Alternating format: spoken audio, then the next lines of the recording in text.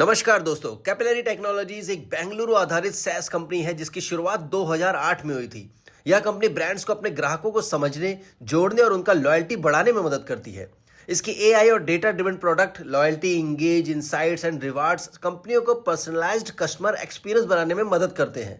यानी SMS, email, push notification और omni channel CRM सब कुछ एक जगह से ही संभाला जाता है। कैपिलरी के 250 से ज़्यादा ग्लोबल क्लाइंट्स हैं और ये 30 से ज़्यादा देशों में काम करती हैं।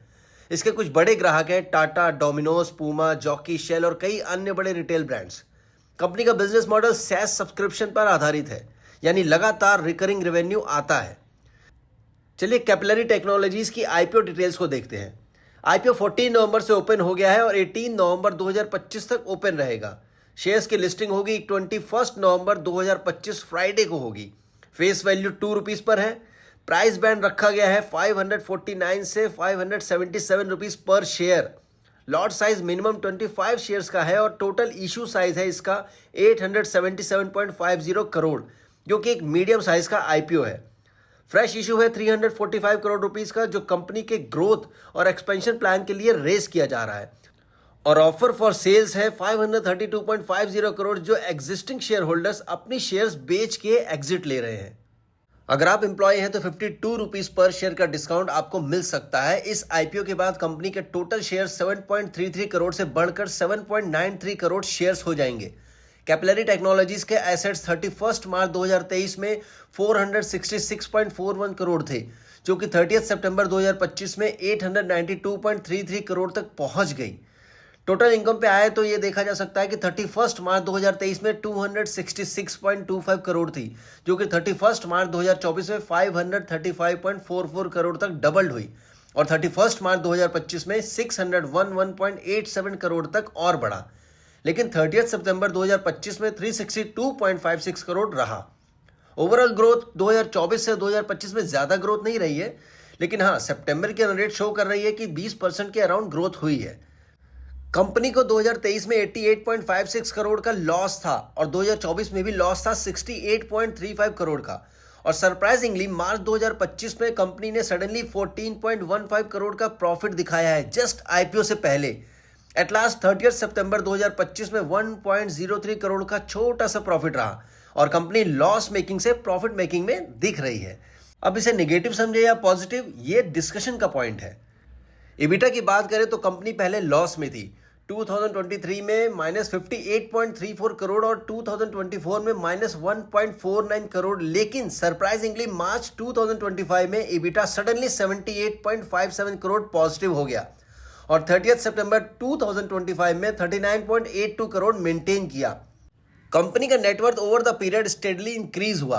31 मार्च 2023 में 99.75 करोड़ से बढ़कर 30 सितंबर 2025 में 509.38 करोड़ तक पहुंच गया, जो कंपनी के फाइनेंशियल स्ट्रेंथ और स्टेबिलिटी को दिखाता है।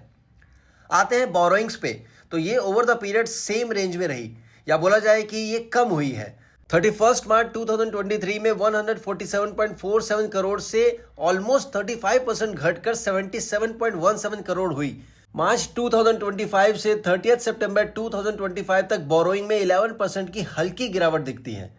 ऑब्जेक्टिव की बात करें, एक पार्ट फंड रेस करेगा। Offer for sale 532.50 crore rupees है और कंपनी के पास आईपीओ प्रोसीड से अपने क्लाउड इंफ्रास्ट्रक्चर, प्रोडक्ट्स और प्लेटफॉर्म के रिसर्च और डेवलपमेंट और कंप्यूटर सिस्टम में इन्वेस्ट करेगी। साथ ही कुछ फंड इनऑर्गेनिक ग्रोथ और जनरल कॉर्पोरेट पर्पसेस के लिए भी यूज होगा।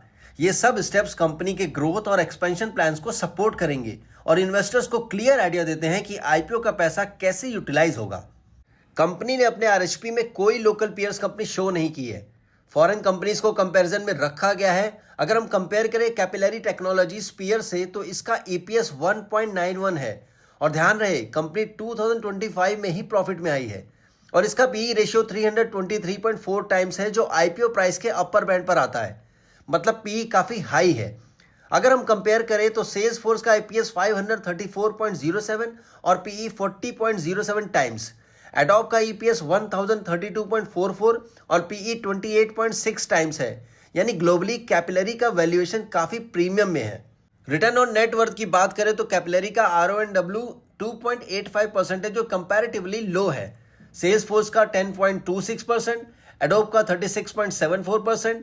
हबस्पॉट और ब्रेज में या तो पीई अवेलेबल नहीं है या फिर लॉसेस दिख रहे हैं, जैसे ब्रेज का -22.58% RONW। फिलहाल ये आईपीओ काफी high price to earning ratio पर आ रहा है, इसलिए शॉर्ट टर्म में यह महंगा लग सकता है। अभी के लिए चाहे तो इसे अवॉइड किया जा सकता है, लेकिन यह कंपनी सैस और एआई आधारित पर बिजनेस में काम करती है, जो आने वाले सालों में बहुत तेजी से बढ़ने वाला सेक्टर हो सकता है। इसलिए लॉन्ग टर्म इन्वेस्टर्स के लिए यह एक दिलचस्प स्टोरी बन सकती है। आईपीओ के बाद जब यह वैल्यूएशन थोड़ा स्थिर हो जाए, तब इसे दोबारा स्टडी करके एंट्री लेना एक समझदारी भरा फैसला हो सकता है। कमेंट करके अपना ओपिनियन जरूर बताएं। और हाँ दोस्तों, हम सेबी रजिस्टर्ड इन्वेस्टमेंट एडवाइजर नहीं हैं। अपना निवेश हमेशा रेड हेरिंग प्रॉस्पेक्टस पढ़कर और अपनी रिसर्च करके ही करें। वीडियो देखने के लिए धन्यवाद। लाइक करें, शेयर करें और चैनल को सब्सक्राइब करें आईपीओ अपडेट्स और स्टॉक मार्केट इनसाइट्स के लिए।